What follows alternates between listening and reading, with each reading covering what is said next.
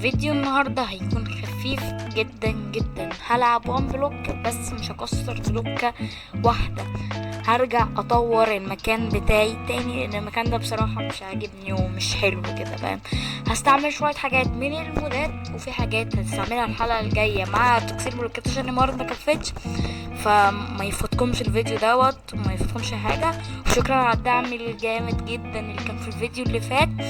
متنسيش تشترك في القناة وتصلي على النبي وتدعي لإخواتنا في فلسطين.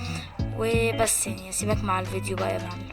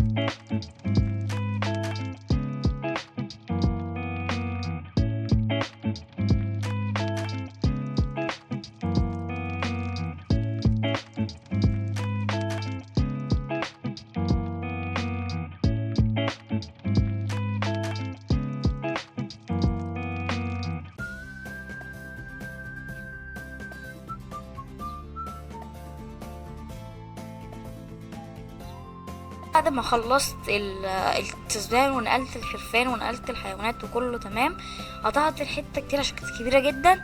ووصلت الحته دي بعد التطور اللي انا عملته مكنفاش معايا الديرت. بنيت شويه حاجات ومكنفاش معايا الديرت، فانتوا اتفرجوا على اللقطه الجايه لانها تعجبكم جدا جدا جدا جدا.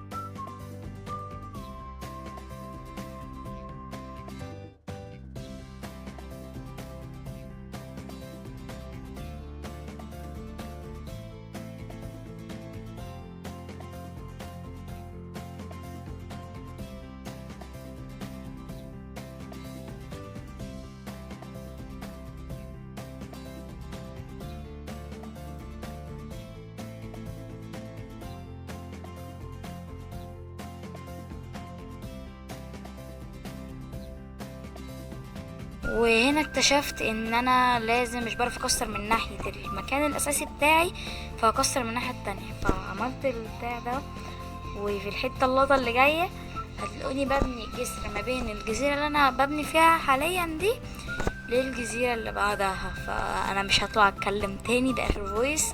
حرفيا انا اتكلمت 3 ثواني في الفيديو مش هيبقى في كلام كتير. فبس صلي على النبي حبيبنا واشترك في القناة وفعل زر الجرس. وممكن بقى اجيلك وانا بقفل الفيديو، فاهم؟ فخليك مترقب كده. see you.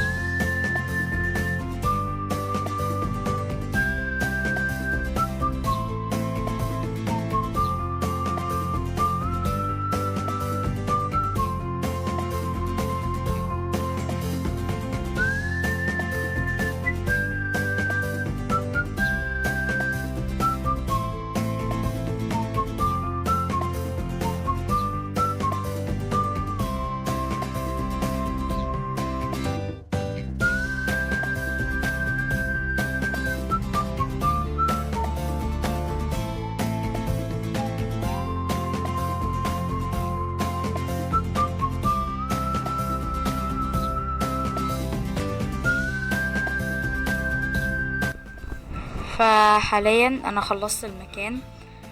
يعني بص اللقطة اللي جاية دي، بص اللقطة دي، يا سلام، بص ورايا. المكان دوت هيبقى متفرع منه جزر ورا، يعني دي جزيرة على نفس المستوى، في جزيرة هتبقى أعلى مستويين، في جزيرة هتبقى أعلى 3 مستويات، في جزيرة هتبقى أعلى 3 4 مستويات. وهنقعد نتفرع على الجزر وهكذا من الجهة التانية. والجزيرة اللي في النص دي هتتعدل، وهيبقى في جسر من الناحية الشمال برضو نفس الجسر. فيعني ترقبوا الفيديوهات اللي جاية والموارد اللي جاية وأماكن كل حيوان وكل مكان هيجي هنعمل له مكان مخصص ليه. فجنة الحيوانات الفيديو الجاي هنعمل مكان للحيوانات، وهنعمل مكان المزرعة عشان مش هينفع، محتاجين مزرعة حيوانات. وان شاء الله نحاول ندور دورنا في الفيديو الجاي، هيبقى يكون مليان جدا جدا. فمتنساش تشترك في القناة بوم